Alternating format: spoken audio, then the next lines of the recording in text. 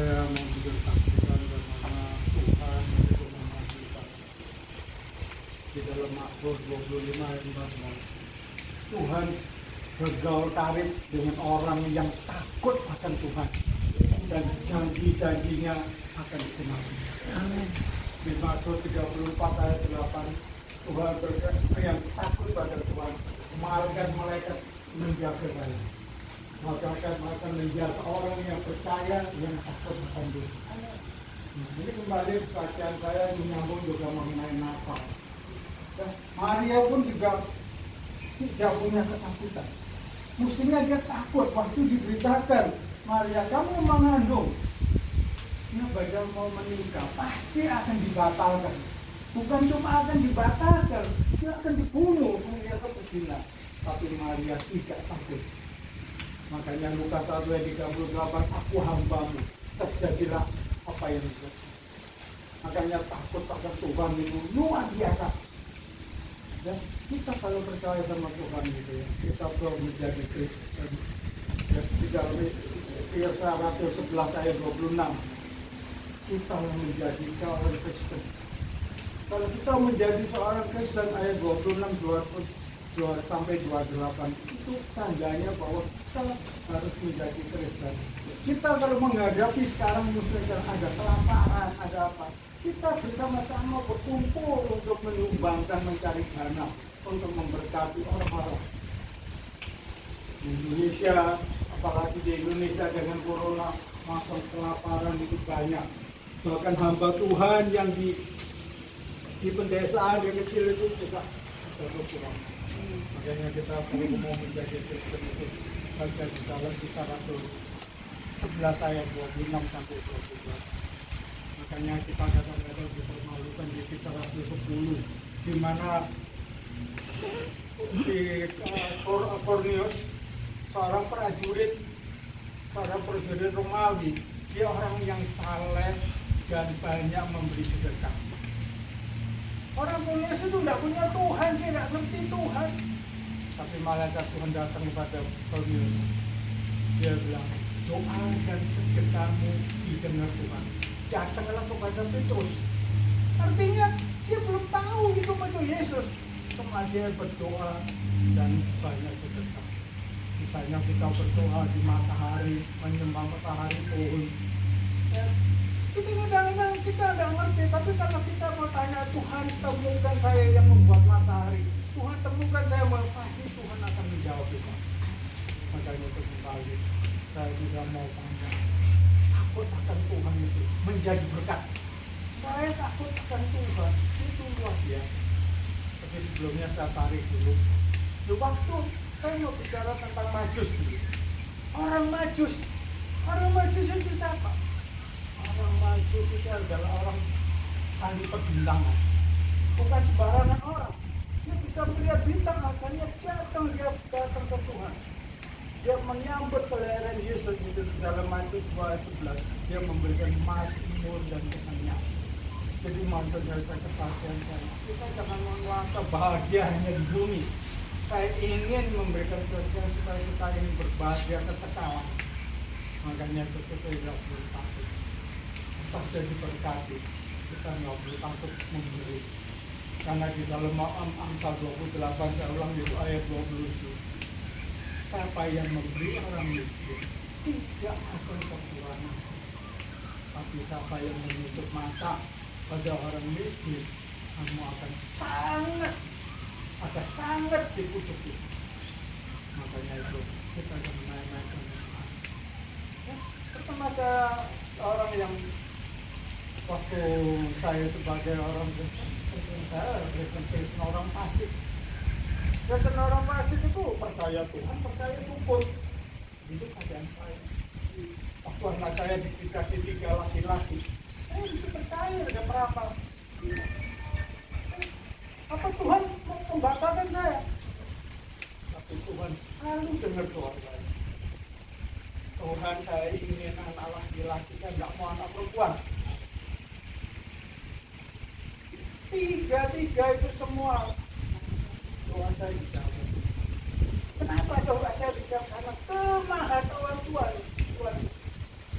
Pasti saya baru tahu-tahu. Waktu anak yang ketiga, dokter itu orang yang pandai, titiknya S2. Waktu dokter itu di Indonesia, ya, nah ibu, bapak-bapaknya ya, anakmu kan sudah 2 laki, sekarang perempuan. Saya hanya kata Tuhan, terima kasih, jadilah mundur kembali. Akhirnya, dokter itu orang pintar bisa salah, hanya Tuhanlah dia adalah kebenaran. Akhirnya keluar lagi, namanya anaknya ganteng kayak perempuan. Nah, saya kembali mujizat dan berbagi yang takut akan Tuhan. Itu waktu saya sudah KB 14 tahun. Bayangkan 14 tahun ya. Dan waktu itu saya ingat tahun 95. Dan 95 Desember itu rencana anak-anak 33 saya terus pulang untuk rencana holiday. Nah, istri saya umur 43 tahun. Siapa yang orang istri 43 tahun kepingin hamil? Saya ada takut. Rencana mau ambil anak. Ambil anak ya begitu sama. Yang saya tahu kereta bayi sama bayinya itu mahal kereta bayinya. Baik kereta bayinya karena anak perempuan buah-buah. Tinggal di rumah sakit itu tak ada orang yang mau ambil anak itu cuma di rumah sakit tidak menjadi beban. Jadi kalau saya kesana sampai orang berlomba, ada salah.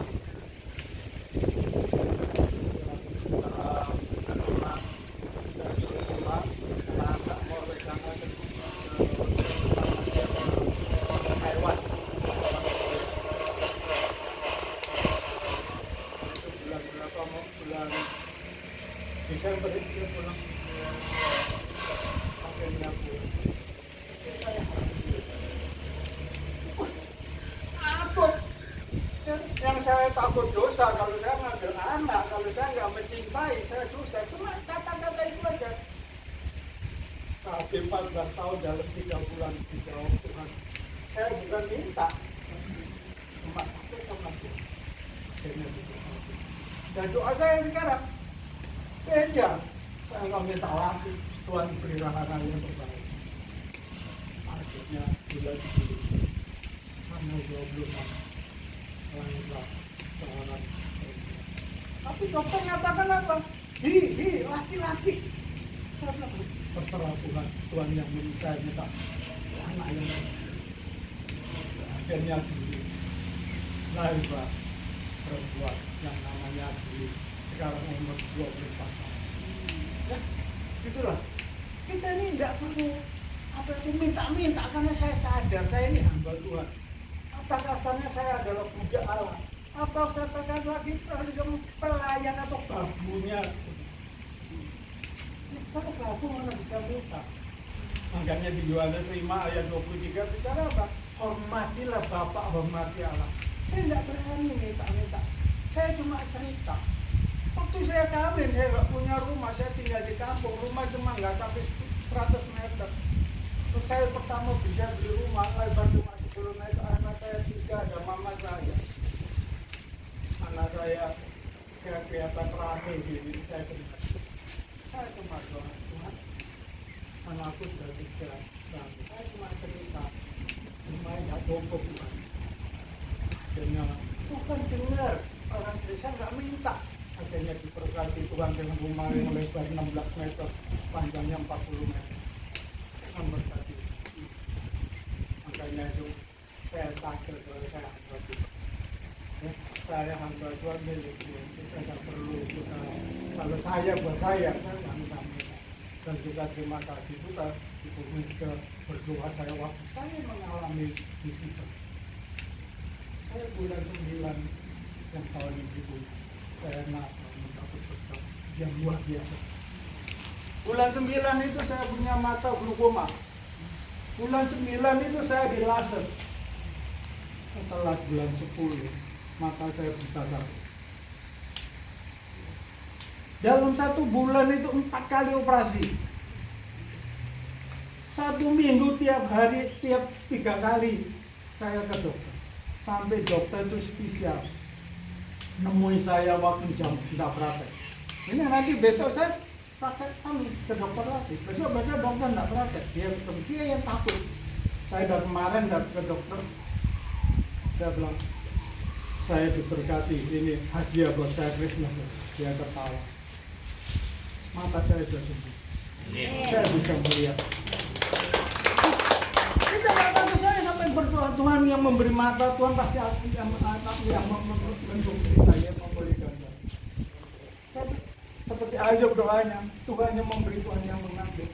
Saya bilang, saya tahu, saya 2 bulan nggak bisa baca firman. Padahal setiap hari itu sering saya nggak akan lupa untuk baca firman. Tapi selama 2 bulan mata saya kabur satu, nggak bisa kelihatan. Kalau ditutup nggak kelihatan. Ini istri saya aja saya belum kelihatan, saya mau bawa mobil sendiri nggak boleh. Saya pertama saya lihat anak saya itu rencana ya mungkin nggak bisa datang, tapi akhirnya anak saya bangun. Oh ya puji Tuhan saya bisa bisa. Makanya itu kembali setialah itu. Jangan main-main sama Tuhan. Takutlah akan Tuhan. Percaya aja nggak cukup. Jadi kalau takut kita harus melakukan Tuhan, mencintai Tuhan. Apalagi mencintai Tuhan harus mencintai gerejanya, mencintai hambanya, mencintai penginjil. Karena ibadah yang sejati itu apa? Cuma Yakobus 1:27 mengunjungi panti asuhan. Ya, kalau kita cuma kumpul gini kita takut. Kalau kebahagiaan kita hanya di bumi, tidak kekal. Ya, itulah yang penting. Jangan permainan Tuhan, karena Tuhan itu maha tahu. Karena Tuhan itu di dalam Mazmur 33 ayat 18. Mata Tuhan itu menuju melihat orang yang takut. Bukan orang percaya aja nggak cukup. Kalau percaya aja kadang-kadang kita hanya main-main gitu kan, kita hanya cuma kumpul, kita nggak ada peduli. Makanya saya hanya pikirannya saya hanya satu. Waktu kalau saya dilihatkan orang ada masalah, saya hanya percaya 2. Kalau ada orang saya sharing sama orang, dia mau saya lakukan. Di Indonesia, terutama di Indonesia banyak hamba Tuhan atau lain banyak kesusahan. Makanya itu di dalam satu ayat Amsal 13 ayat 13, siapa yang meremehkan Tuhan akan menanggung akibatnya. Tetapi di dalam Amsal 14 ayat 21 sampai 31, 12 bilang, siapa yang menindas dan siapa yang menghina, itu adalah kita manusia ciptaan Tuhan. Kita jangan jadi orang kaya, pengusaha kaya menindas, menghina. Itu kebanyakan di Indonesia. Kalau perusahaan di Indonesia itu banyak berdasarkan UMR itu tidak cukup. Bagaimana kita dulu saya pengusaha, UMR dipakai, tapi ada dana sosial tiap bulan dari kita dipenuhi. Supaya apa? Jangan kita diberkati, kita hasil menindas. Ya, kita jangan lakukan. Inilah kesaksian saya, supaya kita hidup sungguh-sungguh di dalam itu. Kita harus bertobat. Makanya itu di dalam, kalau kita hanya cari mujizat, lihat orang 10 seorang kusta, semua sembuh, cuma 1 yang terus. Apa gunanya mujizat? Makanya baca di dalam Markus 1 ayat 33 sampai 38. 33 itu banyak orang disembuhkan. Sampai ayat 35 waktu Yesus doa pagi, maka hubungan doa pagi itu. Murid Petrus datang, Tuhan, semua orang mencari aku. Tapi Tuhan bilang, ayo kita berdoa. Karena kemauan Tuhan tidak perlu, dia tidak mau. Kau jual mujizat terlalu banyak itu, dia beritakan pertobatan. Iman perempuan pertobatan tidak ada gunanya. Kita butuh pertobatan, baru kita akan mendapat Yesus yang benar. Terima kasih Tuhan memberkati.